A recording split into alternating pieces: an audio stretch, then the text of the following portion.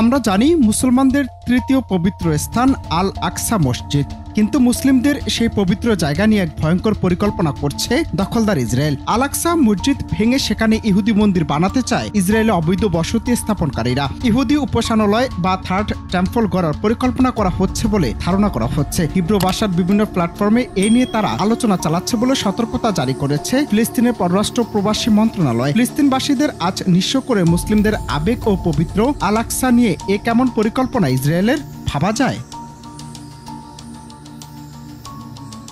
এই পরিস্থিতিতে ফিলিস্তিনের পররাষ্ট্র প্রবাসী মন্ত্রণালয় সামাজিক যোগাযোগ মাধ্যম এক্সে এক বিবৃতিতে সতর্কতা জারি করে জাতিসংঘ আন্তর্জাতিক সম্প্রদায়কে এ বিষয়ে জরুরি হস্তক্ষেপের আহ্বান জানিয়েছে। তারা এই পরিকল্পনাকে জেরুজালেমে ইসলাম ও খ্রিস্ট ধর্মাবলম্বীদের পবিত্র স্থানে পদ্ধতিগত উস্কানি হিসেবে আখ্যা দিয়েছে।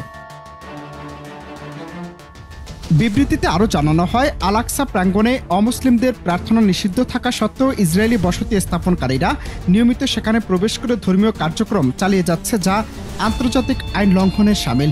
এসব কর্মকাণ্ডে সরাসরি সহায়তা দিচ্ছে ইসরায়েলের নিরাপত্তা বাহিনী। অন্যদিকে জেরুজালেমের স্ট্যাটাস কো অনুযায়ী এমন কার্যকলাপ সম্পূর্ণ নিষিদ্ধ।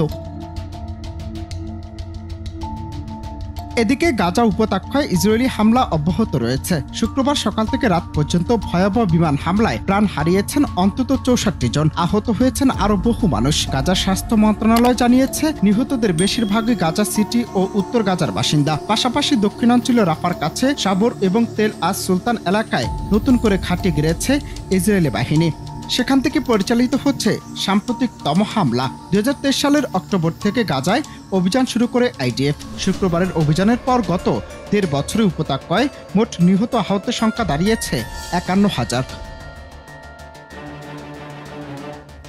অনন্ত হাসান মাসুদ, বাংলা টিভি।